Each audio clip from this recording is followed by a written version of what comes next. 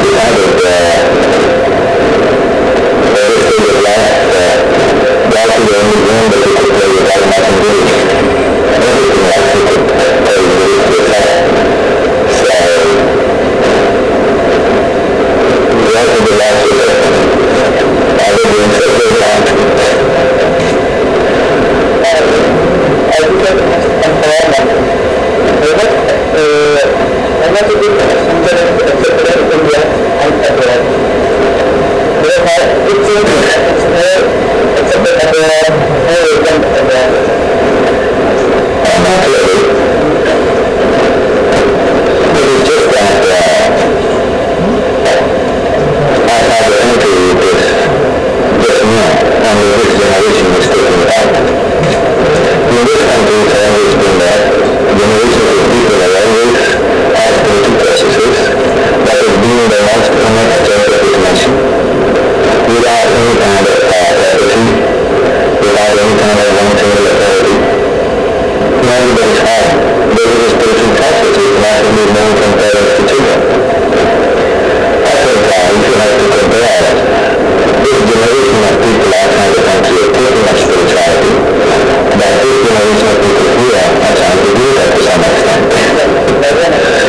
But we are not really doing that. We're looking at it because there's a lot of ridiculous stuff happening in the name of spirituality.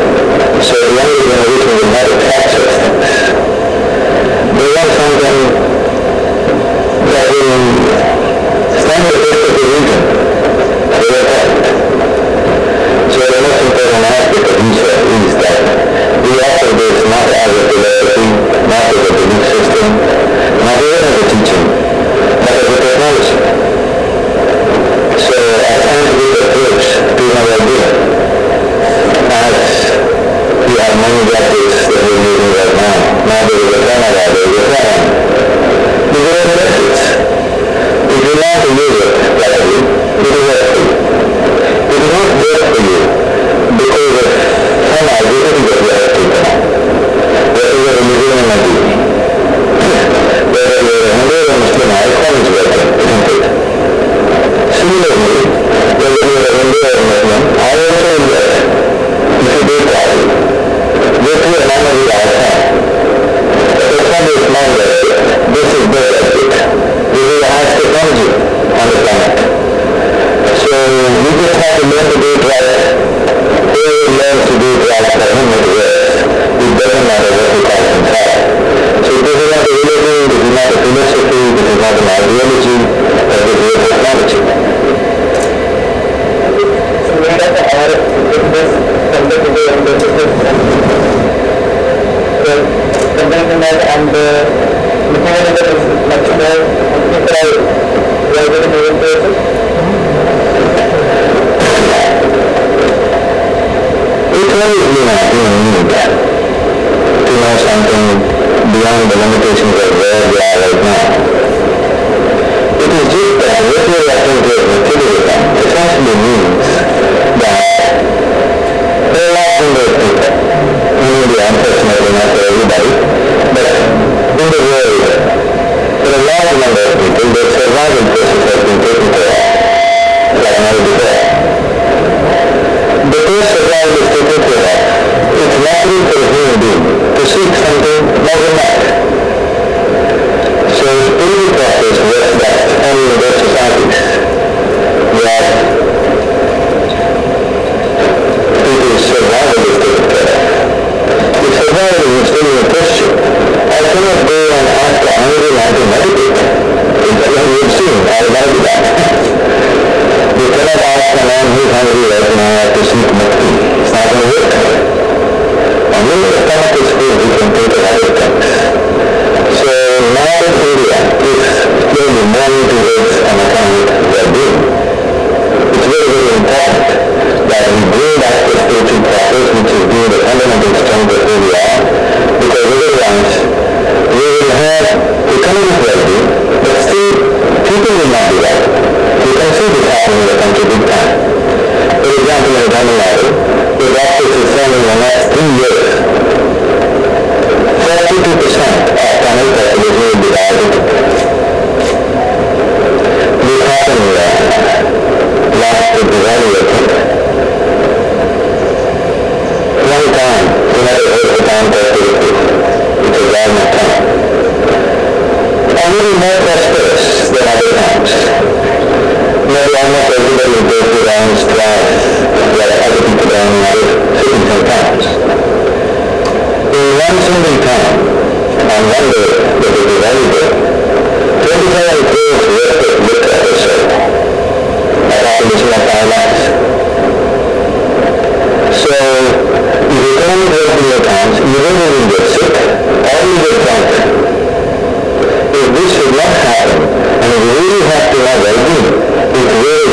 important. As economic previous times, spiritual process is there in everybody's life.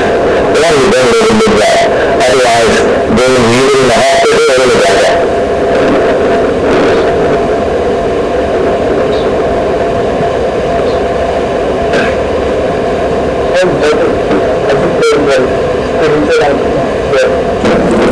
Connection and we are trying to connect. There has to be something. I don't see 11 minutes playing well. Not more than that. I don't wish to comment about anybody. But what I want to say is there is God, spiritual practice, and anything for that matter. Not necessarily a game, anything for that matter. Unless you do it right, it's not going to work for you. So, the first probably, your idea of a guru is scholars, people who have some belief systems, or people who just encourage a certain kind of philosophy. If that is your idea of guru, maybe that will sound like that. Otherwise, if you look back on the roots of this nation, the gurus were very versatile. They were great mathematicians, they were astronomers, they were musicians, they were poets, and they even fought battles. They were active. They were good at whatever they were doing. So essentially, whatever you do, unless you do it right, it's not going to work. In God, it's more accurate than other things. Because if you want to make cricket, you can always blame the bowler, you can always blame the pitch, you can always blame the spin and the speed and so many things. This is a game where the ball is precision. In every area, the ball is coming with you at different velocities, different angles, different speeds and strength. Here the ball is just sitting. But most people are still busy with the ball first. They're not hitting the ball, but they need a course. Because they are playing with the ball first. Because this is just you. You can't blame anybody. So in that sense, probably people who have very large sense of themselves. It's very when you all humble, it's everywhere. So if you have an idea of being bigger than who you are, then you can't really that you need some people around you to keep on telling you to be great. But on a golf course, nobody is going to tell you you're great. Maybe your friends will, but the ball won't. Unless you hit it right, you won't go where you want it. That's simple as that. And that's so likely, that's so expensive practice too. Unless you hit it right, you're not going to go where you want it.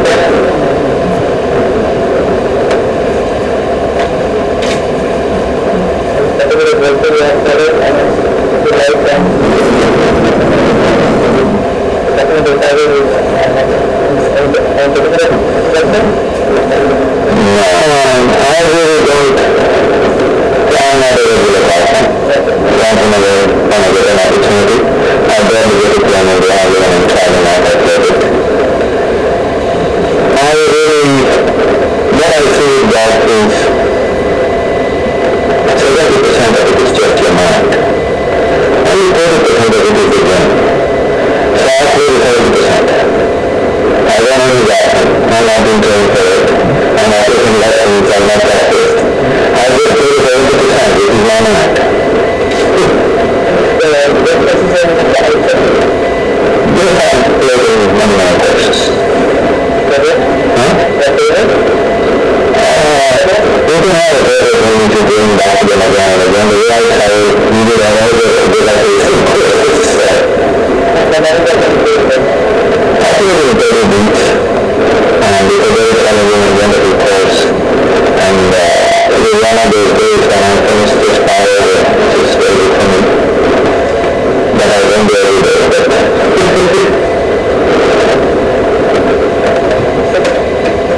Apart from mistakes, I used to play soccer.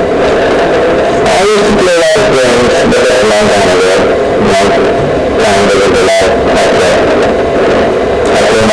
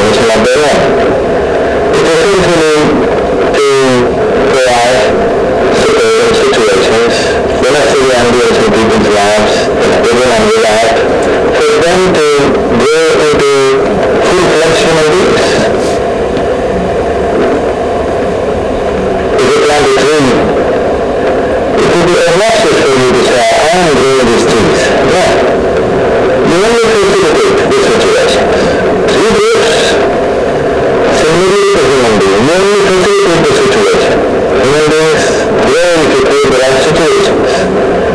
So when I say I don't have a mission, just here to say the mission of life, not my own mission. I think it's to have your own mission. Yeah, like some mistakes. I like myself like this, and I love everything that I'm doing right now. Because it's a brief life. Human life is a brief life. But what potential the human being carries? It's a very short life. In this short life, where is the time to reflect on? I don't have the time. Only those people who are an eternal life, they can dislike a lot of things. I don't have that much time.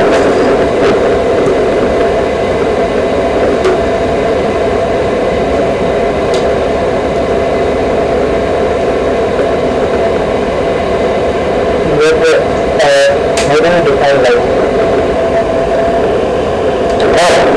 I'm life. So are you. What do you define? If you define it, that will not be life. The reason why such a question comes in people's minds is, right now most people are not life.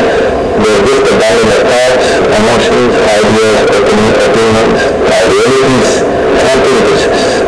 Because of that, they're trying to define life. But this is life, isn't it? What is there to define it? This is only to be explored and experienced, and you can only experience it. If you define it, you will become positive. You will be life.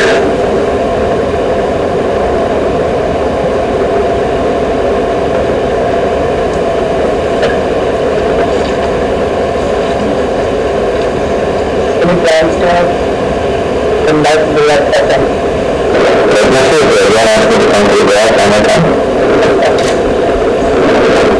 I've been wanting to travel to a few places in Gujarat which I have not done. This is the only part of the country that I have not traveled.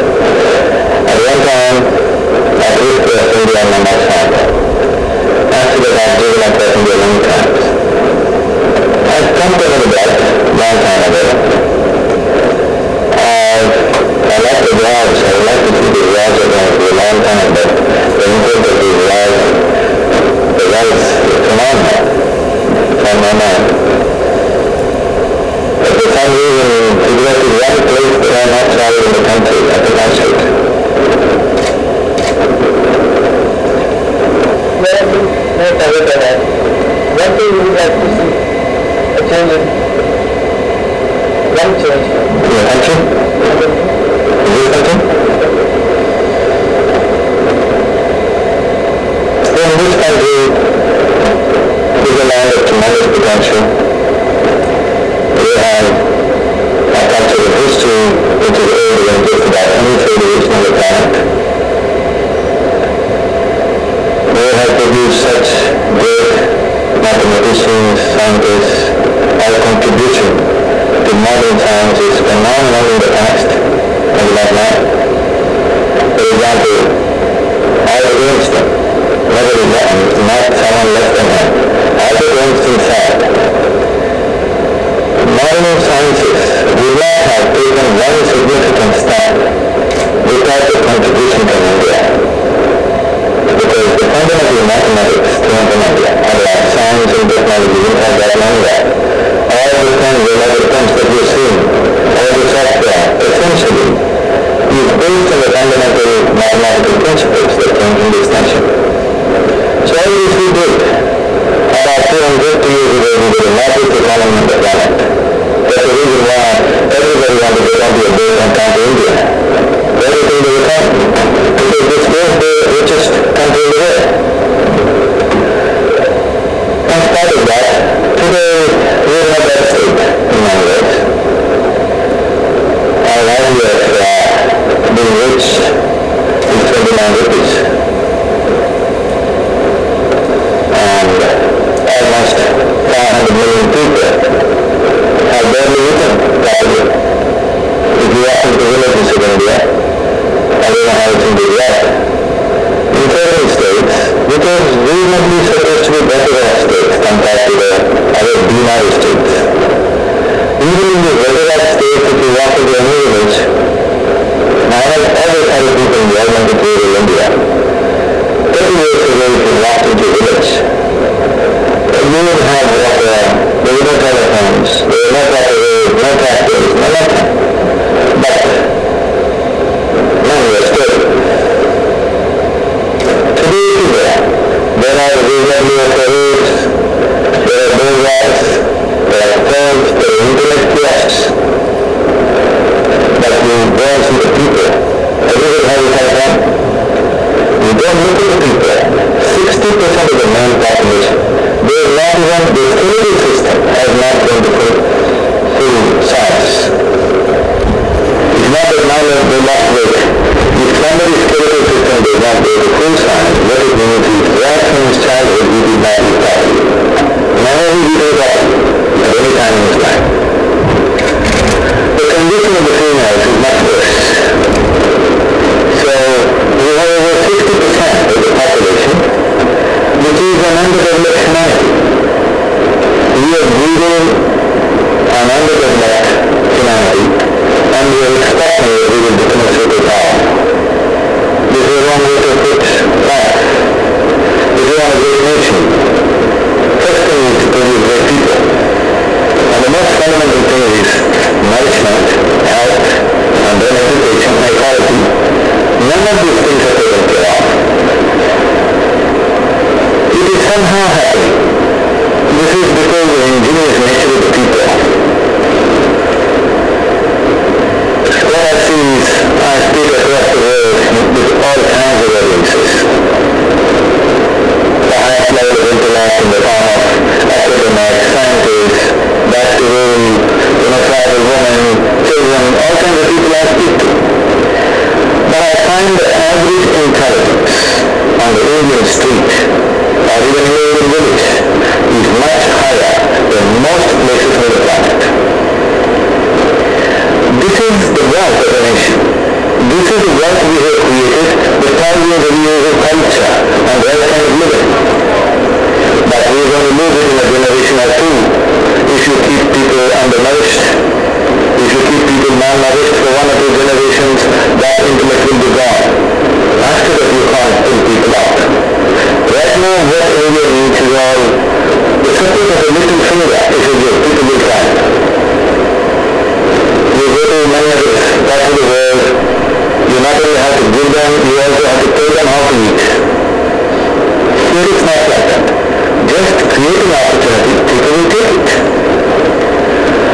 When we have such a population, if we don't turn this around in this generation, in our generation, in our lifetimes, that will be the biggest tragedy because after that the conditions may become too harsh.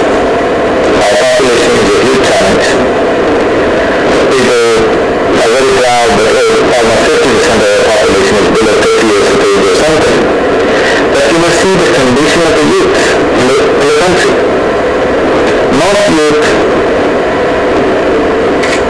I'm not saying this is any disregard. I have a deep regard and respect and love for the country, that's why I'm saying this.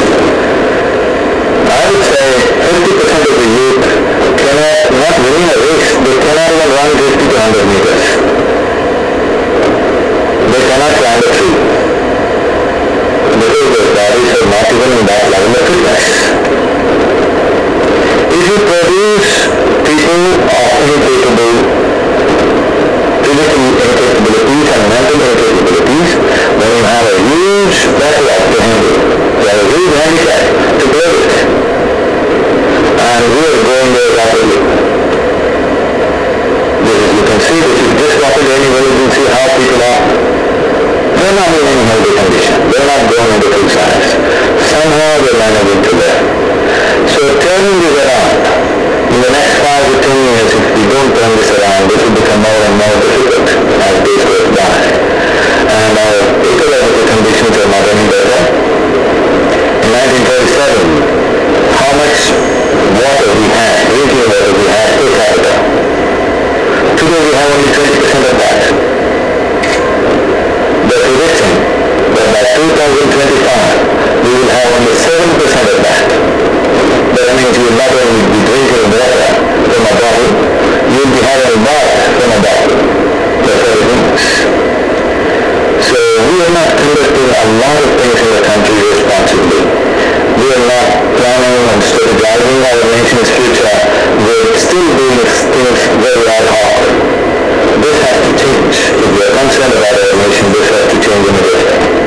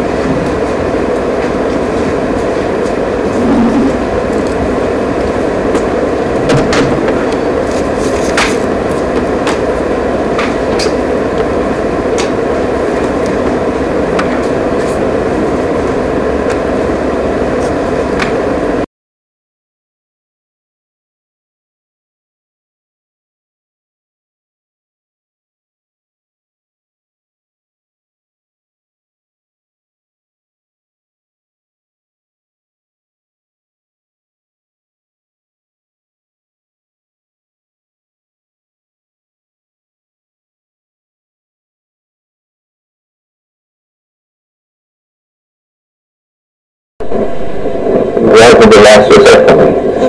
I will be still that. As you said, it's empowerment. How much it is usually accepted in India and abroad?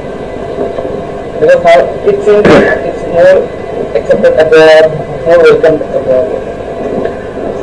Not really. It is just that outside the country it is just new. Only this generation is taking it up. In this country it's always been that. Generations of people have always had spiritual processes. That has been the most innate strength of this nation. Without any kind of prophecy, without any kind of one single authority, in everybody's home, there is a spiritual process which naturally moves from parents to children. I think if you have to compare this generation of people outside the country are taking up spirituality, that this generation of people here are trying to give it up to some extent. But they are not really giving it up. They are looking in ways because there's a lot of ridiculous stuff happening in the name of spirituality. So the younger generation will not accept such things. They want something that will stand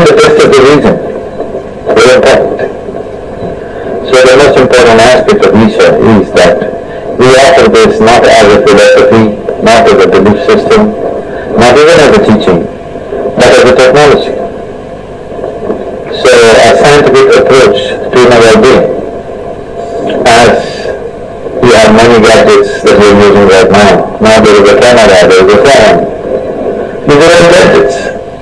If you learn to use it properly, it will work for you. It will not work for you because of some identity that you have taken on. Whatever religion you may be, whether you are a Hindu or a Muslim, iPhone is working, isn't it? Similarly, whether you are a Hindu or a Muslim, I also will work if you do it properly. We are too enamored with the iPhone, but that's only a small gadget. This is the gadget. This is the highest technology on the planet. So we just have to learn to do it right. Whoever learns to do it right, for him it works. It doesn't matter what he calls himself. So this is not a religion, this is not a philosophy, this is not an ideology, but this is a technology.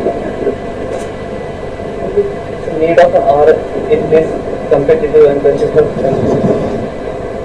the competitiveness and the materialism is much more, and people are gradually moving towards it. It's always been a human need to know something beyond the limitations of where we are right now. It is just that what you are referring to as materialism essentially means that there are a large number of people in India, unfortunately not for everybody, but in the world there are a large number of people, their survival process has been taken care of, like never before. Because survival is taken care of, it's natural for a human being to seek something more than that.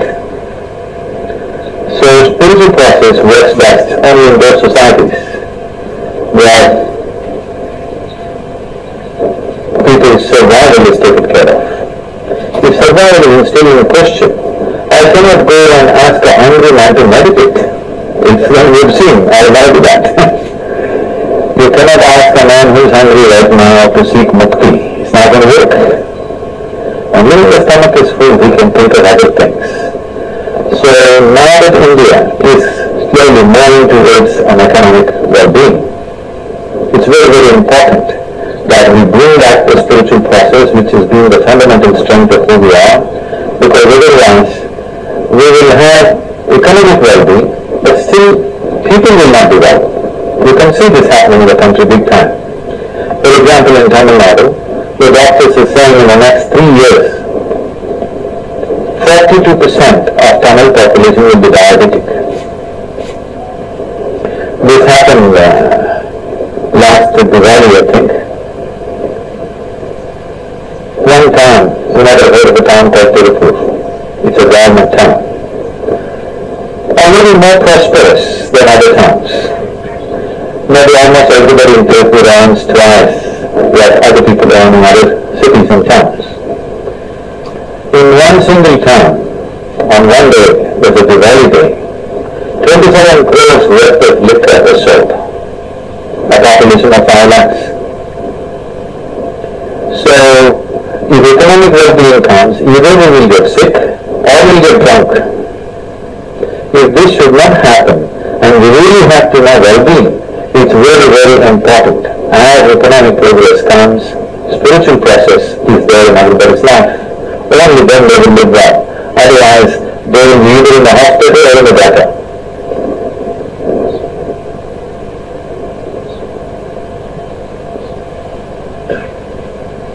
How important I think there is one spiritual and any connection, and how are you trying to connect? Because definitely there has to be something. I haven't seen modern gurus playing golf, or I haven't heard of that. I don't wish to comment about anybody, but what I want to say is, whether it's God, spiritual process, or anything for that matter, not necessarily a game, anything for that matter, unless you do it right, it's not going to work for you.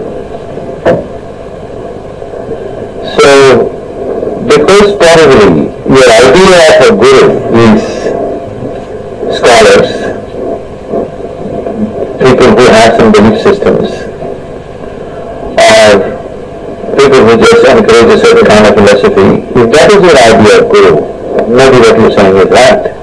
Otherwise, if you look back on the history of this nation, the Gurus were very versatile. They were great mathematicians, they were astronomers, they were musicians, they were poets, and they even fought battles when they had to.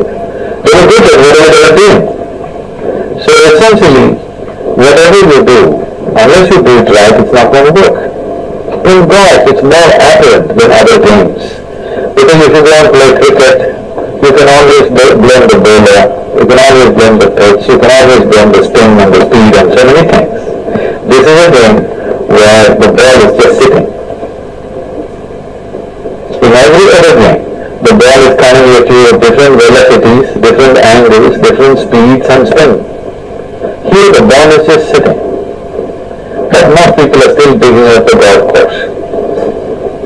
They're not hitting the ball, they're digging the course, looking for employment in the golf course. Because this is just you. You can't blame anybody.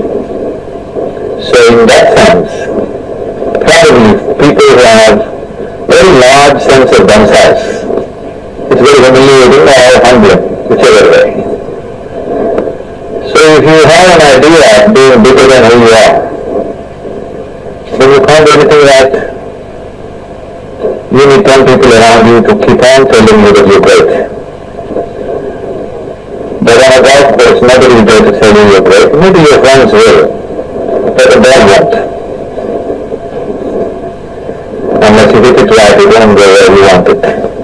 As simple as that. And that's how life too, that's how spiritual process too. Unless you hit it right, your life will not go where you want it.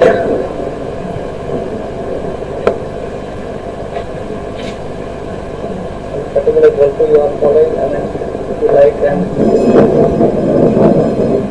talking about Tiger Woods, any particular guru? No, I really don't. I'm not a regular golfer. Once in a while, when I get an opportunity, I barely get to play in India, only when I'm traveling out I play a bit. What I see with golf is 70% of it is just your mind. Only 30% of it is the game. So I play the 70%. I don't only often, I've not been trained for it, and I've taken lessons, I've not practiced. I just play the 70%, which is my mind.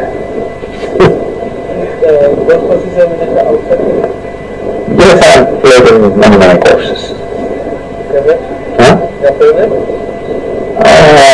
You can have a favorite only if you're going back to them again and again. The way I travel, usually I know they go back to the same courses. So. I played in Pebble Beach, and it's a very challenging and wonderful course. And it was one of those days when I finished just far over, which is very good for me. But I don't do every day, but...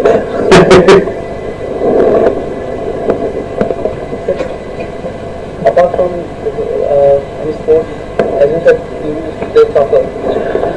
I used to play a lot of games, but that's a long time ago. Now, time doesn't allow. I play my life back. The amount of satisfaction you get when people say, yeah, I am making one, I was this, but now I think I'm something like that. Are there such instances which can show? Every day there are. Thousands of people shed tears of love and gratitude, saying that their lives are completely altered. I think I've reached a point in my life where I don't think I'm looking for any satisfaction. I'm not. If I'm made like this, if I close my eyes, I can sit here till I fall dead. I see there is a certain need in the world, so I act. I'm not a missionary, I'm not some kind of a revolutionary or something. But they still call it revolutions. Our movement is called the silent revolution of self-realization, which has brought about a huge change in South India. We have very large ecological, health and educational projects too. People think these things are very big. I think artists do everything for the farmers, right now, no? Something is they need. So you do something.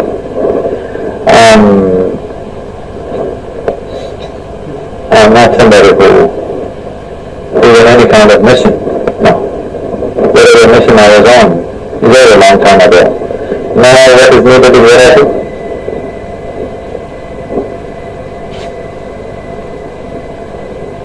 People call me a tree planter. I'm not a tree planter. Now what is to, yes, we planted close to 17 million trees now. But the work is mainly about making people flower rather than planting trees. But planting trees is a necessity, so we do it.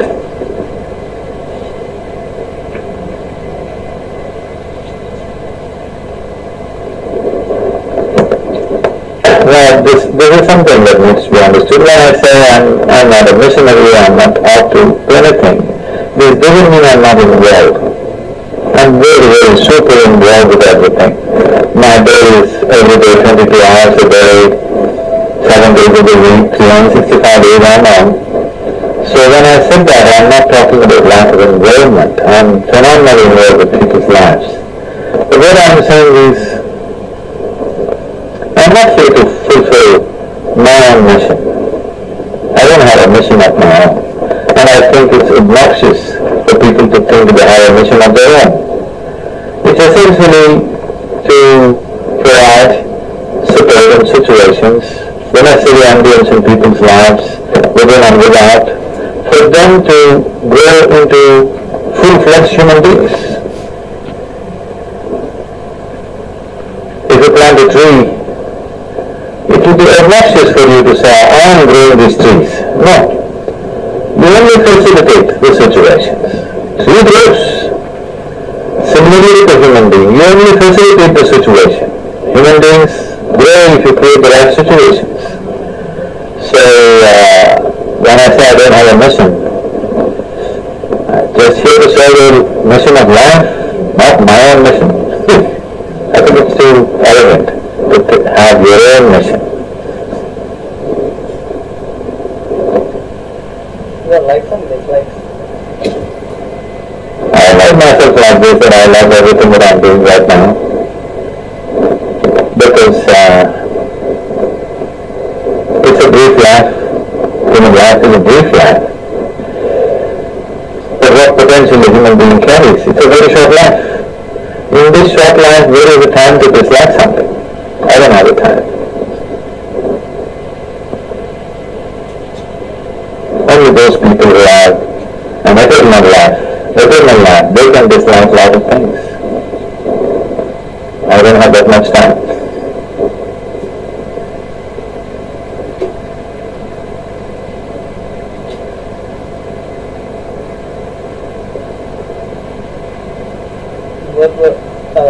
How do you define life? Oh, I am life. So are you. What is it to define? If you define it, that will not be life. The reason why such a question comes in people's minds is, right now most people are not life. They're just a bundle of thoughts, emotions, ideas, opinions, ideologies, and prejudices. Because of that, they're trying to define life. No, this is life, isn't it?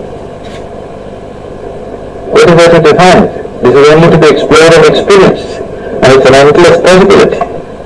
If you define it, you will become a commodity. You won't be life.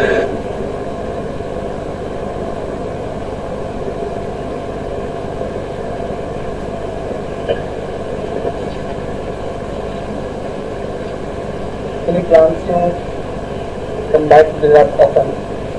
Let me see if they again ask me to come to the golf, I may come. I've been wanting to travel to a few places in Gujarat which I have not done. This is the only part of the country that I have not traveled. At one time, I crisscrossed India on my motorcycle. After that, I have driven across India many times. come to Ahmedabad long time ago. I like the walls. I would like to see the walls again. It was a long time, but the imprint of these walls, the walls were phenomenal. It's on my mind. But for some reason, Gujarat is one place that I have not traveled in the country. I think I should. You have been traveled a lot. One thing you would like to see, a change in, one change. In the country? In this country? So in this country is a land of tremendous potential. We have a cultural history which is older than just about any civilization on the planet. We have produced such great mathematicians, scientists. Our contribution to modern science is phenomenal in the past, and not now. For example, Albert Einstein, not someone less than him. Albert Einstein said, modern sciences would not have taken one significant step without the contribution from India. Because the fundamental mathematics came from India. Otherwise, science and technology wouldn't have gotten anywhere. All the things, the algorithms that you're seeing, all the software, essentially, is based on the fundamental mathematical principles that came from this nation. So all this we did. About 250 years ago, we were the largest economy on the planet. That's the reason why everybody wanted to get onto a boat and come to India. Everything they would come. Because this was the richest country in the world. In spite of that, today we're in a bad state in many ways. Our idea of being rich is 29 rupees. And almost 500 million people have barely eaten properly. If you walk into the villages of India, I don't know how it's in Gujarat, in several states, which are reasonably supposed to be better off states compared to the other Bimaru states. Even in the better off states, if you walk into any village, I have always had a deep involvement with rural India. 30 years ago, if you walked into a village, you would have water, there were no telephones, there were no proper roads, no tractors, no nothing. But men were still. Today if you go, there are reasonably okay roads, there are doorways, there are phones, there are internet kiosks, but you go and see the people. Everybody has a cell phone. You don't look